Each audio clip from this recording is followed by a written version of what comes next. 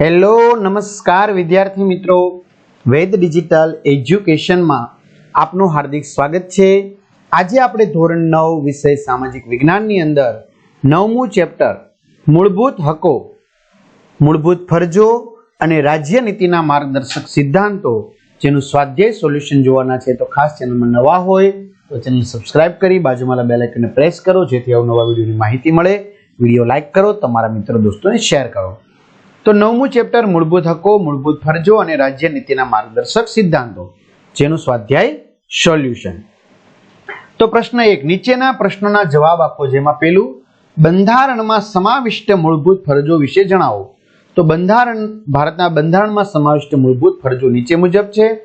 પેલું બંધારણનું પાલન કરવું અને રાષ્ટ્રને વફાદાર રહેવું, બંધારણમાં વ્યક્ત થયેલા આદર્શો તેમજ રાષ્ટ્રધ્વજ અને રાષ્ટ્રગીતનો આદર કરવો, ગૌરવ જાળવવું, સ્વાતંત્ર્ય સંગ્રામના ઉદાત્ત વિચારો અને પ્રેરણાદાયી આદર્શોને માન આપવું તેમજ તેનું પાલન કરવું, દેશના સાર્વભૌમત્વ, એકતા અને અખંડિતતાનું રક્ષણ કરવું, આવશ્યકતા ઊભી થાય ત્યારે દેશના રક્ષણ માટે રાષ્ટ્ર સેવામાં જોડાવું, દેશના લોકોમાં સુમેળ રહે અને પરસ્પર બંધુત્વની ભાવનાની વૃદ્ધિ થાય એવા કામો કરવા, સ્ત્રીઓના ગૌરવને હાનિ પહોંચાડતા વ્યવહારોનો ત્યાગ કરવો, રાષ્ટ્રના સમૃદ્ધ સમન્વિત સાંસ્કૃતિક વારસાનું જતન કરવું, કાયદાઓનું પાલન કરવું, કરવેરા પ્રમાણિકપણે ભરવા, જંગલો, નદીઓ, સરોવરો અને વન્યજીવો સહિત પર્યાવરણનું જતન કરવું અને તેમાં સુધારો થાય એવા પ્રયત્નો કરવા, બધા જીવો પ્રત્યે દયા રાખવી, વૈજ્ઞાનિક અભિગમ અપનાવવો તેમજ માનવવાદ અને સંશોધન વૃત્તિ વિકસાવવા, જાહેર મિલકતોનું રક્ષણ કરવું, હિંસાનું આચરણ ન કરવું, વ્યક્તિગત તેમજ સામૂહિક પુરુષાર્થના બધા ક્ષેત્રોમાં શ્રેષ્ઠતા સિદ્ધ કરવા પ્રયત્નો કરવા, પોતાના બાળકને મફત, ફરજિયાત અને સાર્વત્રિક રીતે અપાતું શિક્ષણ આપવું એ દરેક માતા પિતાની ફરજ રહેશે।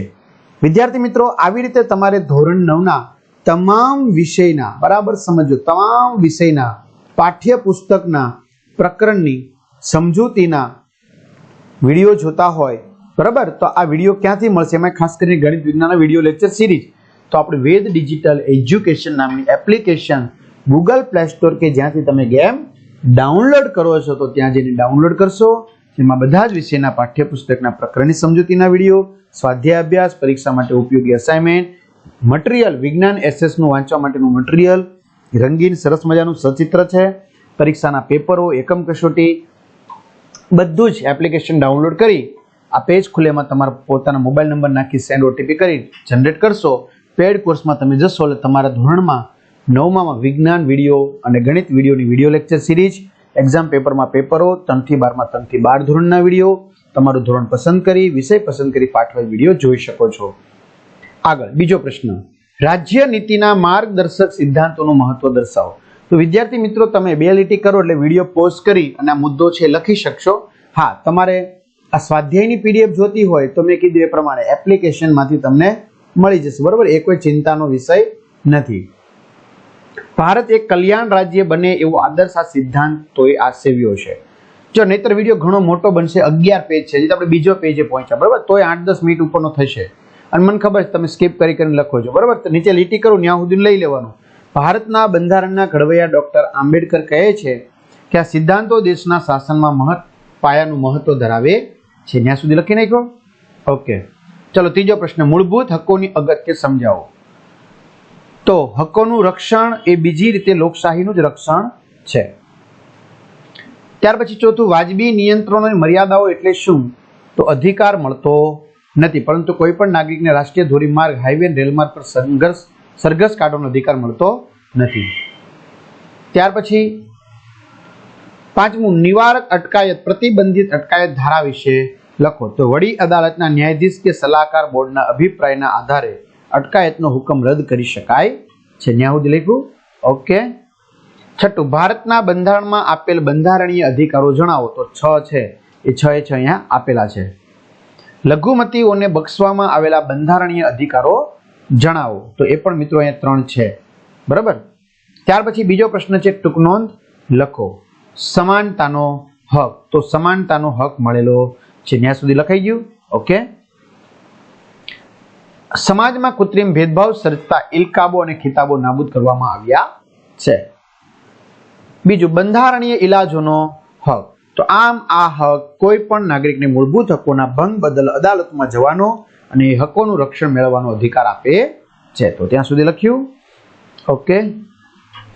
સ્વતંત્રતાનો હક દેશના પ્રત્યેક નાગરિકના વ્યક્તિત્વના સર્વતોમુખી વિકાસ માટે અને અભિવ્યક્તિ કરવા માટે સ્વતંત્રતાનો હક અનિવાર્ય છે. ચાલો છેલ્લે, કોઈ પણ વ્યવસાય, કામકાજ, વેપાર, ધંધો અને રોજગારની સ્વતંત્રતા આપવામાં આવેલી છે. ચોથું, શોષણ સામેનો હક.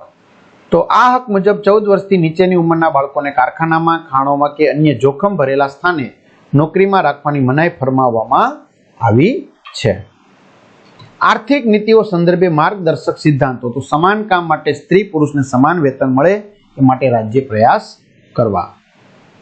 ત્યાર પછી ખેતી અને પશુપાલનનો અદ્યતન અને વૈજ્ઞાનિક ઢબે વિકાસ કરવો. દુધાળા, ઢોર અને અન્ય પાલતુ પશુઓની કતલ ન થાય એ માટે શક્ય એટલા તમામ પ્રયત્નો કરવા. ત્યાર પછી છઠ્ઠું, રાજકીય અને વિદેશી સંબંધો વિશેના સિદ્ધાંતો. આંતરરાષ્ટ્રીય શાંતિ, સલામતી અને વિકાસ માટેના દરેક પ્રયત્નમાં રાજ્ય પૂરતો સહકાર આપશે. ઓકે. વિશ્વમાં દરેક રાષ્ટ્રનું સાર્વભૌમત્વ જળવાય અને રાષ્ટ્ર વચ્ચેના સંબંધો ગૌરવપ્રદ બને એ માટે પ્રયત્નો ચાલુ રાખવા. ચલો નીચેના વિધાનો કારણો આપી સમજાવો. પેલું, મૂળભૂત હકોના ભંગ સામે અદાલતનો આશરો લઈ શકાય છે. તો અહીં સુધી લખવાનું. બીજો સવાલ, બંધારણીય ઇલાજોના હક બંધારણના આત્મા સમાન છે. તેથી ભારતના ઘડવૈયા બંધારણના ડોક્ટર બાબા સાહેબ આંબેડકરના મતે બંધારણીય ઇલાજોનો હક બંધારણના આત્મા સમાન છે. ત્રીજું, સ્વતંત્રતાઓ અમર્યાદિત કે નિરંકુશ હોઈ શકે નહીં. આમ સ્વતંત્રતાઓ અમર્યાદિત કે નિરંકુશ હોઈ શકે નહીં. તો ત્યાં સુધી લખવાનું. ચોથો લઈએ, રાજ્ય નીતિના માર્ગદર્શક સિદ્ધાંતોનો અમલ એ મૂળભૂત હકોના ઉપયોગ માટે પૂર્વ શરત છે. તો સિદ્ધાંતોનો અમલ એ મૂળભૂત હકોના ઉપયોગની પૂર્વ શરત આવી ગયું. માર્ગદર્શક સિદ્ધાંતો અને મૂળભૂત હકો એકબીજાના વિરોધી નથી, બલકે એકબીજાના પૂરક છે. લખ્યું. અહીં લખી નાખવાનું છેલ્લું વાક્ય. છઠ્ઠું, શોષણ મુક્ત સમાજની રચના એ આપણા બંધારણનું મુખ્ય ધ્યેય છે. તો લખાઈ ગયું. ઓકે. સાતમું, હકો અને ફરજો એક સિક્કાની બે બાજુઓ છે. તો આ પરથી સ્પષ્ટ થાય કે હક વિના ફરજ નથી, ફરજ વિના હક નથી. એટલે હક અને ફરજ એકબીજા સાથે ગાઢ રીતે સંકળાયેલા છે. એટલે એક સિક્કાની બે બાજુ થઈ. બાળ મજૂરી સજા પાત્ર ગુનો છે. બરાબર. 14 વર્ષથી નીચેના બાળકોને જોખમી કામ કરવામાં આવે તો. 9, માર્ગદર્શન સિદ્ધાંતોના અમલ માટે અદાલતોનો આશરો લઈ શકાતો નથી.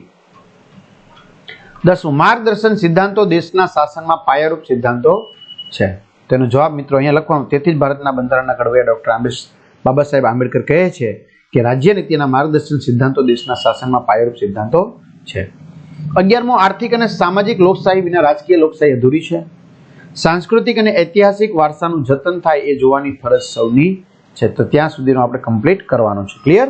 ઓકે. હવે તમારે વિકલ્પ જોવાના છે. ડોક્ટર બાબા સાહેબ આંબેડકરે કયા હકને બંધારણના આત્મા સમાન કહ્યો છે? તો બંધારણીય ઇલાજોના હકને. કોના મતે રાજ્ય નીતિના માર્ગદર્શન સિદ્ધાંતો દેશના પાયારૂપ સિદ્ધાંતો છે? ડોક્ટર બાબા સાહેબ આંબેડકર. પ્રતિબંધિત અટકાયત હેઠળના આરોપીને કેટલા સમય સુધી અટકાયત હેઠળ રાખી શકાય છે? 3 માસ. કઈ ઉંમરના બાળકોને મફત અને નિઃશુલ્ક પ્રાથમિક શિક્ષણ મેળવવાનો અધિકાર છે? 6 વર્ષથી 14 વર્ષના. કઈ ઉંમરના બાળકોને જોખમી વ્યવસાયમાં રોકી શકાય નહીં? 14 વર્ષથી નીચેના. કયું આચરણ સામાજિક કલંક ગણાય? અસ્પૃશ્યતા. તો આ રીતે વિદ્યાર્થી મિત્રો સરસ મજાનું સ્વાધ્યાય સોલ્યુશન પૂર્ણ થયું. તો આની તમારે પીડીએફ જોતી હોય, વિડીયોઝ જોવા હોય તો આપણી વેદ ડિજિટલ એજ્યુકેશન નામની એપ્લિકેશનમાં જઈને તમે મેળવી શકશો અને તમારા મિત્રો દોસ્તોને ખાસ જાણ કરી શકશો. આ સુધી રાખીએ. અસ્તુ. જય હિન્દ, જય ભારત.